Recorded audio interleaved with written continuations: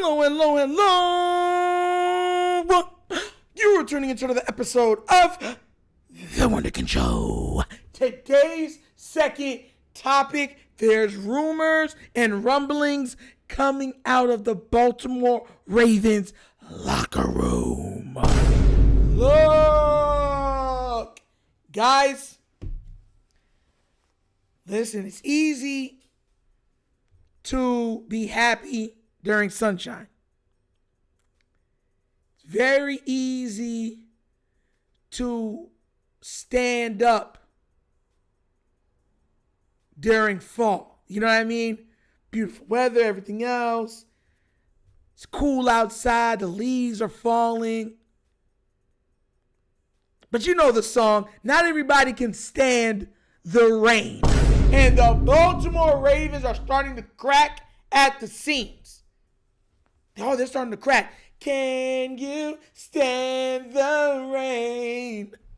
Whoa! That's what they can't stand the rain. They don't like getting wet. I'm going to show you exactly what's been going on. A lot of stuff been coming out. Todd Monken taking away toys and games away from the players. It's just been a plethora of things that came out today that we're going to address. And mind you, I laugh at this.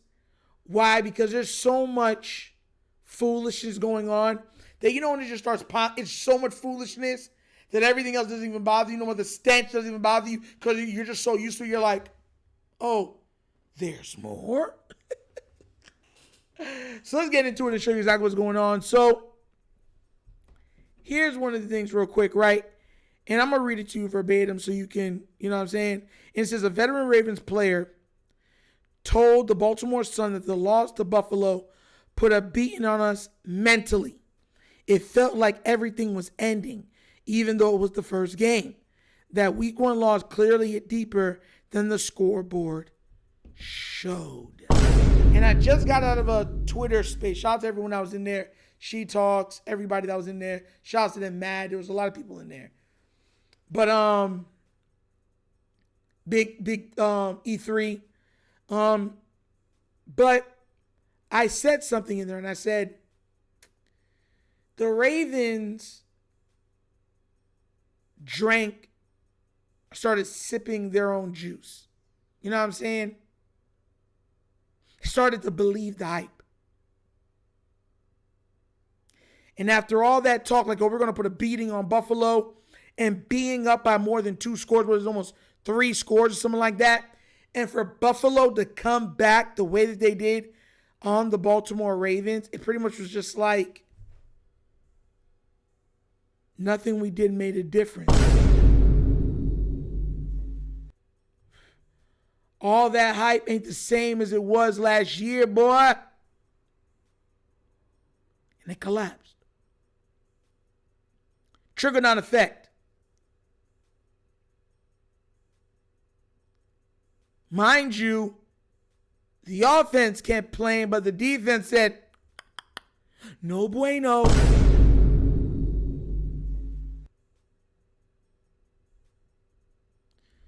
This is coaching. That's an indictment on coaching. Harbaugh has had so many passes, and I said in there today, I said this year he's going to have another pass. The injuries are Harbaugh's pass for this season. He has at least this season and next season. So, and I was telling him, I said, unless you're willing to punt on this season, the rest of this season and next season, you're not getting rid of Harbaugh. Because let's say, yeah, they're all feeling that way. If Lamar Jackson comes back and they go on a big tear, win 11 or 12 games, right? Bro, like, he's just going to be exalted for bringing them back and being a strong coach, that even though that the everything looked gruesome and grim, he steadied the ship and brought him home. So you know what I mean? Like, that's why all of this bothers me, because it all screams coaching, and it's been the problem for a long time. But nobody's rectified it because everybody's made excuses for it. And you would think, dang, that's the worst thing. No. There was more. There was more things that came out. Then this came out and said after the loss to the Kansas City Chiefs. The Ravens coaching staff removed distractions from the locker room, including the ping pong table, cornhole boards, basketball hoop, and video game consoles, per the Baltimore Ravens. And there was a picture of Lamar Jackson playing the PS5. You know what I'm saying? They were like, we're not winning. You don't get to have fun. Like, this isn't fun. This is business. Y'all suck. No more laughing. It's time to get 100% serious. Football is still a game. Still a game. You're supposed to have professionalism with it. You're supposed to be able to lock in about it. But it's still supposed to give you joy. I heard Joe Flacco say, this was my dream from when I was a kid. And I'm going to live my dream for as long as I possibly can. Because he understood that not everybody gets the opportunity. Even if they get the opportunity, sometimes injuries take away that opportunity. Family can take away that. Like certain situations can alter somebody's total career path.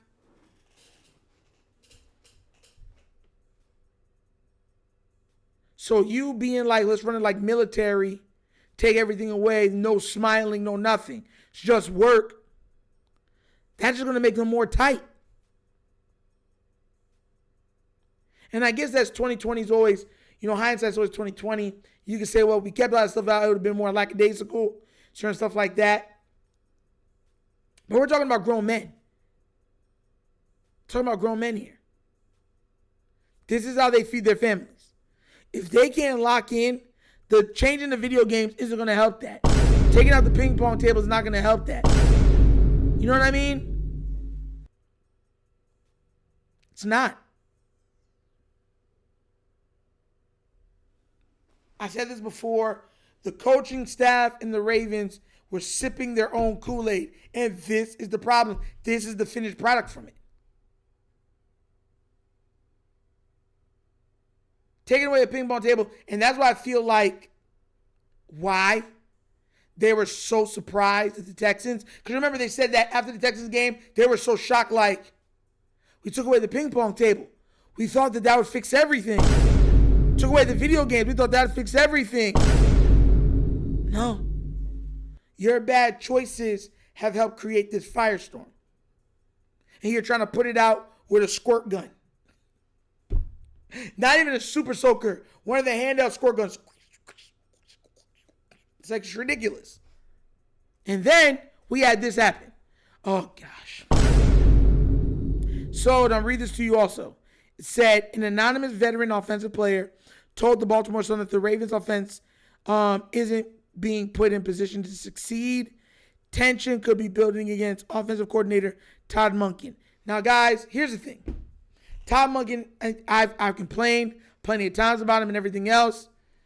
That's why I called him Tottery Bunkin. Remember when I used to call him that? Mr. Tottery Bunkin. Some people said he's going to be great. I said I feel like he'll be good, but it'll still be limited. And I think he's a good coach. I really do. I think he's a good coach from what I've seen. But at the same time, our offense hasn't done some of the stuff that it's supposed to do. But here's the context within that statement. Our defense has been the worst in the league. The worst. The worst. Under him, Lamar has had two out of the three best seasons of his career. The offense last year under him with Derrick Henry and Lamar Jackson looked like a better version of the greatest show on turf. Am I saying he's perfect? No.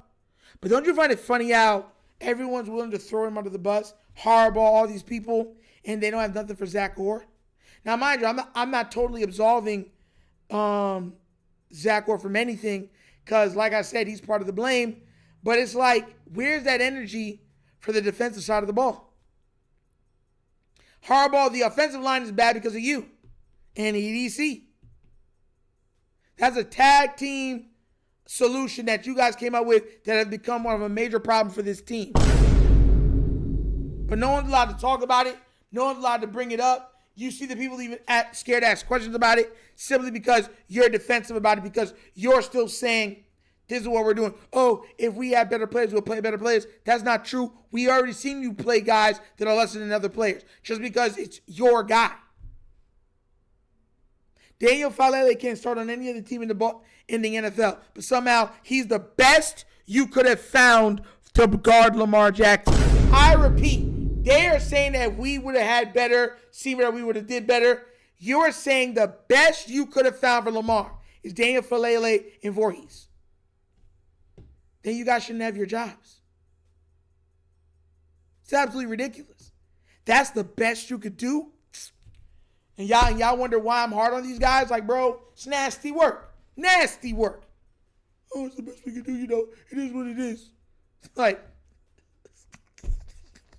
oh, it's nasty work, bro. But mind you, I've been on Todd Monken's case. But I'm not gonna sit here and just be like, he's the least of our worries. Same thing you say with Lamar. Like, you got Harbaugh's a problem. EDC could be a problem. Zach Orr's a problem. The defense is a total problem. The special teams have been a problem. But we're going to zero in and say, nah, he doing bad? Nah. No. When the second most important player on the offense has been out, offensive line has been the worst offensive line in the league. And I don't know what type of magic, and his quarterback has been out also. I don't know what else you're expecting. It's nasty work. Nasty work. But guys, what do you guys think about all of this drama surrounding the Baltimore Ravens? Do you agree with the stuff being said about Monken, about the ping pong table being taken away? Like, what is your thoughts about all of this? Let me know what you think down in the comment section, please. All right? But as always, that's the episode of The Wunderkind Show.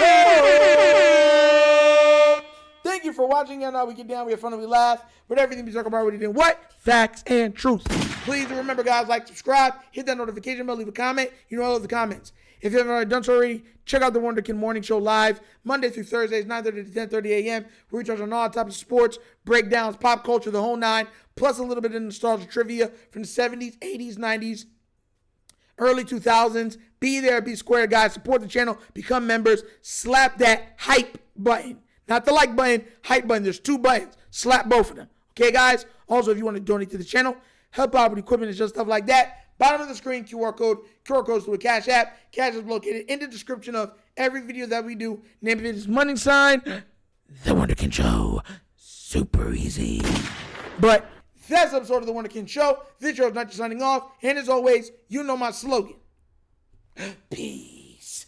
And I am out of here. Huh? Yo! Finish him, Daddy.